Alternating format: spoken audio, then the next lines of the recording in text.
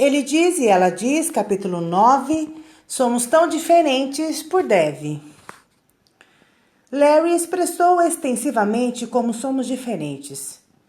Para mim, é interessante ler sobre nossas diferenças pelo ponto de vista dele, porque, do meu ponto de vista, elas não parecem ser tão exageradas. Talvez seja porque eu o vejo como diferente e eu como normal. Quando você vê algo por um ponto de vista, seu lado mais próximo será o mais distante e vice-versa, embora estejam vendo as mesmas coisas. Compreender isto ajuda a perceber um dos valores da unidade. Esta amplia o ponto de vista de cada pessoa. O que você vê como mais importante, seu lado mais próximo, e o que ele vê como mais importante, o lado mais próximo dele, poderiam ser a mesma coisa, mas vistas por dois ângulos diferentes. Quando unem seus diferentes pontos de vista, vocês obtêm uma visão mais completa do que teriam sozinhos. Faça essa pergunta fundamental a si mesmo. Você está disposto a unir-se em diversidade? O capítulo 2 ajuda a apreciar as diferenças e celebrá-las, mas unificar é uma coisa totalmente diferente. A palavra unir é um verbo e não um substantivo, o que descreve o processo de trabalhar com o objetivo da unidade. Para dois se tornarem um é a razão de existirem, unidade. No entanto, aceitar o processo de união é aceitar uma jornada de autossacrifício e autoconsciência. É impossível alcançar a unidade se duas pessoas permanentemente se recusam a unirem-se. Agora vamos discutir essa jornada de unificação. Pense em duas estradas provenientes de duas comunidades muito diferentes. Talvez uma venha de uma cidade pequena e a outra de uma cidade metropolitana. Em algum momento, essas duas estradas se fundem em uma rodovia interestadual. Nenhuma delas por si só consegue levá-lo a uma infinidade de lugares interessantes sem a fusão, deixando para trás seus pontos de origem para chegar a um novo destino. Quando líderes se casam, ambos são qualificados e até mesmo experientes em dois mundos diferentes. Seria ótimo se pudéssemos dizer que a unidade acontece automaticamente na noite de núpcias, mas isso não é verdade. O que acontece, porém, é que cada pessoa começa a jornada de mover-se de seus passados para o futuro. Observe que passados é plural e futuro é singular. Aceitar o processo de união é aceitar uma jornada de autossacrifício e autoconsciência. Porém, muitas vezes, os casais vivem suas vidas com dois futuros, cada um seguindo seu próprio caminho e fazendo coisas por conta própria, o que é trágico. Infelizmente, esse tipo de vida é apenas a metade de como pode ser gratificante viver uma vida de unidade. Aceitando por completo as paixões, os interesses e as realizações de cada um. De volta à analogia, muitas vezes quando as estradas individuais de pista dupla se fundem, elas se tornam uma rodovia de 6 ou 8 faixas, não apenas uma estrada de 4 faixas. O processo de mesclagem de duas pessoas muito diferentes ou com duas origens muito diferentes pode ser desconfortável, mas não desista. Com prática, vocês pegam o jeito da mesclagem de suas vidas e de viver em unidade. Apenas continue pensando sobre a estrada de 8 pistas que suas vidas podem formar juntas. Às vezes, vocês dirigem na mesma faixa e em outras, você dirige em sua própria faixa. Mas vocês sempre sabem em qual faixa cada um de vocês está e para onde estão indo juntos. Vamos considerar os componentes essenciais para a unidade: o autossacrifício e a autoconsciência. Dê liberdade ao outro para se expressar plenamente dentro de sua personalidade. Não o atrapalhe. E para fazer isso, você deve sacrificar os seus gostos e preferências pessoais para permitir que seu esposo expresse plenamente os deles. É um truísmo que nossos gostos e preferências mudam ao longo do tempo por causa da maturidade, educação e exposição. Portanto, torna-se limitado insistir que a vida de seu parceiro tenha os mesmos gostos que a sua. Então, como duas pessoas se unem quando querem duas coisas muito diferentes? A personalidade mais forte dos dois deve ceder às preferências do outro de uma fala mais suave. Quando o tímido se sente livre para expressar plenamente sua criatividade pessoal, sem medo de críticas ou de ser ridicularizado, você vai, de maneira surpreendente, descobrir algumas novas qualidades neles que vai amar. Pare de restringir o seu parceiro e desfrute de sua liberdade recém-adquirida. Você talvez pergunte, mas e se eu realmente não gostar do que a outra pessoa gosta, como comida, decoração, hobbies, interesses e etc? Minha resposta é: você a ama? Se sim, você vai sacrificar os seus gostos pelo prazer dela. Observe que eu estou aconselhando aos homens a fazerem isso pelas suas esposas. É aqui em que a responsabilidade bíblica e os papéis dos gêneros sexuais entram em jogo. O marido, que é a cabeça da esposa, deve amá-la como Cristo ama a igreja. Deus o chama para conduzir o modo de viver em autossacrifício com sua esposa. Sua liderança religiosa vai liberar e não reprimir a sua esposa. Ela será liberada em sua personalidade e criatividade, que compõem a natureza de Deus nela. Ela se sentirá segura por causa do seu apoio. Deus faz uma distinção clara no que diz respeito aos papéis de gênero sexual.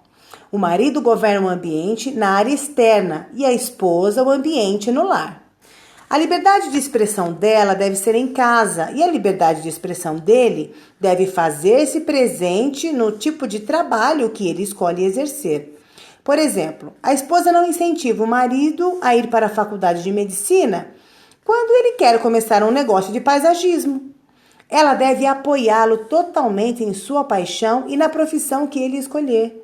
Do mesmo modo, ele não deve reprimi-la de reorganizar a mobília da casa, porque Deus designou a mulher para ser a guardiã da casa. Ela tem a responsabilidade perante ele de ordenar a casa e administrá-la com amor e paz. Deus deu a ela a responsabilidade de manter a atmosfera do lar. Não há nada pior do que ter uma responsabilidade, mas nenhuma autoridade.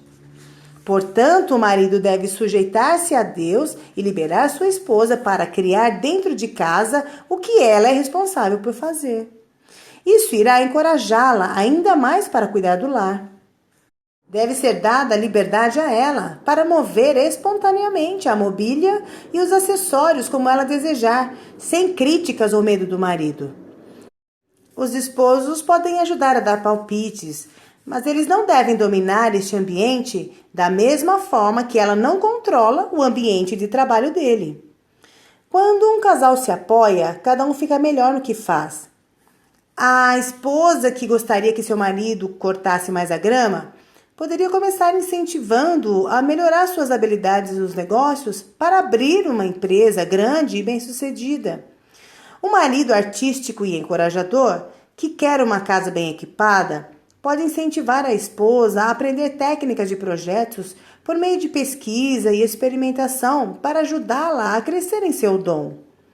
Preservamos a responsabilidade de sacrificar nossas preferências a fim de dar completa liberdade para o nosso parceiro e unirmos-nos às escolhas dele ou dela. O benefício de unir-se com o outro é que, em seguida, você irá desejar agradá-lo e pedir a sua opinião. O coração cheio de amor desejará incluir o desejo de seu cônjuge. Em outras palavras, a liberdade libera a individualidade e o amor combina os gostos, os interesses e as preferências. Esta é uma maneira maravilhosa de viver. Autoconhecimento. É impossível se unir com alguém que se recusa a juntar-se com você. Considere o caso do azeite e do vinagre.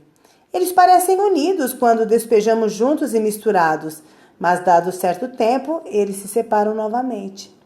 No entanto, se você adiciona um pouco de mostarda, um emulsificante ao azeite e vinagre e agitá-los, eles nunca irão se separar de novo. Se você, o azeite, recusar os sábios conselhos, a adição do emulsificante, você nunca será capaz de misturar-se ao vinagre. Você pode insistir em ser do jeito que é e permanecer numa ilha emocional para si mesmo. No entanto, se admitir que precisa de ajuda, você também não é tudo o que pensa que é. E ouvir o que os outros têm a dizer sobre você, seu autoconhecimento vai aceitar os sábios conselhos que irão ajudá-lo a misturar-se com o seu parceiro. É impossível se unir com alguém que se recusa a juntar-se a você. Rir de suas limitações é a coisa mais libertadora que você pode fazer. E é muito melhor do que os outros rirem de você. Seja o primeiro a confessar os seus desafios e obstáculos que o afastam dos prazeres da unidade. Fale sobre suas próprias limitações e não das de seu parceiro. Essa autoconsciência o liberta da camisa de força do perfeccionismo e de uma autoavaliação perfeccionista. Os outros logo reconhecem suas falhas e, se você não as admitir, irá isolar-se emocionalmente das pessoas que ama. E logo não irá mais receber o respeito de que você precisa. O orgulho precede a queda e prepara o fracasso. Muitas pessoas maravilhosas têm se casado e fracassado porque se recusaram a humilhar-se. Não importa o quanto você se considera bom em alguma coisa, sempre haverá alguém melhor que você com quem poderá aprender algo. Humilhe-se e pergunte primeiro ao seu cônjuge. Quando ele tiver absoluta liberdade para falar com você em amor e sem medo, você se surpreenderá ao descobrir a sabedoria que ele pode lhe conceder. No casamento, o medo do fracasso torna-se o nosso fracasso. O desempenho e o perfeccionismo nos afastam de nosso objetivo, a unidade. A humildade, no entanto, prepara o terreno para o sucesso. Duas pessoas humildes que estimam a singularidade um do outro são duas pessoas que vivem os benefícios da unidade. Alegrem-se, riam, regozijem-se, compartilhem, apoiem, encorajem, trabalhem e sirvam juntos. Estes são os benefícios da unidade. Os bons hábitos de viver em unidade. Quando um casal une suas vidas em unidade, isso muda os hábitos. Aqui estão alguns hábitos para considerar. Primeiro, façam coisas juntos. O melhor conselho que meus pais me deram quando me casei foi: façam coisas juntos. Se ele for lavar o carro, ajude-o ou faça outra coisa ao ar livre ao mesmo tempo. Assim, vocês podem passar tempo juntos. Quando você cozinhar ou limpar a cozinha, façam isso juntos. Vão para a cama juntos, acordem juntos, arrumem a cama juntos, limpem a casa juntos, organizem a garagem juntos. Quando estiverem em um lugar público, sentem-se juntos. Não coloquem os filhos entre vocês. Há vários anos, Larry e eu reduzimos o nosso orçamento ao ter apenas um carro. Pensamos que poderíamos fazer isso durante 6 meses, mas agora, 10 anos depois, ainda temos apenas um carro. Amamos a intimidade que isso gera. Descobrimos que dirigir um carro obriga-nos a estarmos juntos mais vezes. Isso nos impede de viver vidas diferentes e separadas. Temos de levar em conta a agenda um do outro, mas andar de carro juntos permite-nos passar mais tempo conversando. Nunca nos sentimos tão próximos quanto agora. Segundo, fale positivamente de seu cônjuge para outras pessoas. Muitas vezes, enquanto estão com os amigos ou em outros locais com grupos, os casais tomam liberdade para alfinetar um ao outro, ressaltando as fraquezas do outro e rindo delas. Mas quando você fere seu parceiro, fere a si mesmo. Falar positivamente sobre as virtudes do seu cônjuge prioriza-o em seu pensamento. Quando sou a pregadora convidada em uma igreja na qual Larry já falou, as pessoas ficam empolgadas para me conhecer por causa das coisas edificantes que Larry já disse sobre mim. Eles estão prontos para aprender de mim por causa de sua validação. Esse tipo de afirmação faz com que eu sempre melhore, não querendo decepcionar ninguém, especialmente a ele. Terceiro, escolha cuidadosamente os seus confidentes. A unidade também irá proteger as vulnerabilidades de seu relacionamento. Na estrada de 8 faixas que vocês desfrutam juntos, encontrarão áreas de construção ao longo do caminho. Isso melhora o prazer e a segurança da rodovia e a prepara para atender às novas demandas do tráfego no futuro. Porém, a rodovia exige ajustes e reparos a fim de permanecer em unidade. As diferentes circunstâncias da vida mudam o fluxo do tráfego e muitas vezes não gostamos dos obstáculos e das intrusões que esses inesperados cones laranja sinalizam. Quando você achar difícil dirigir por essa área de construção e precisar de assistência na estrada, escolha cuidadosamente com quem você conversará. Uma coisa que sei com certeza é que você não deve falar negativamente de seu esposo aos seus pais. Deus lhe dará a graça de perdoar, esquecer e recomeçar. No entanto, sua família não terá essa mesma graça e tenderá a ver o seu esposo através do seu relatório negativo, mesmo muito tempo depois de você ter se reconciliado com ele. Além disso, quando seu esposo descobrir que você falou sobre os seus desafios de relacionamento e expôs abertamente as deficiências dele, ele sentirá que você tem sido desleal, o que destrói a unidade. Quarto, procure conselhos sábios. O caminho para a unidade pode ter curvas, buracos, desvios e asperezas. Podemos trabalhar algumas questões nas nossas relações com o tempo, experiência, paciência e amor. No entanto, não tente navegar sua jornada sozinha.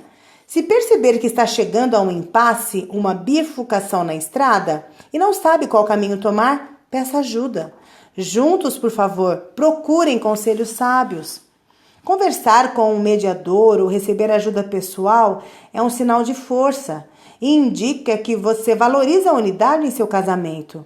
Recentemente, conheci recém-casados que cresceram em uma família muito disfuncional. De maneira sábia, após um ano de casamento, eles decidiram acrescentar um aconselhamento regular ao orçamento. Eles queriam ser proativos ao assegurar que a relação teria uma base forte. Junto, eles se submeteram para escutar e aprender, para serem corrigidos e dirigidos. Eles fizeram a unidade ser de alta prioridade. Quinto, ore. Eu acredito no velho ditado: a família que ora unida, permanece unida. Nunca subestime o poder da oração. Faça da oração pelo seu esposo um dever diário, porque só Deus pode mudar o coração humano. Quando você entender isso, você vai parar de tentar mudar o seu companheiro e deixar Deus ser Deus em sua vida e na vida dele. É incrível como Deus responde às suas orações e, por meio dela, Ele transforma vocês dois.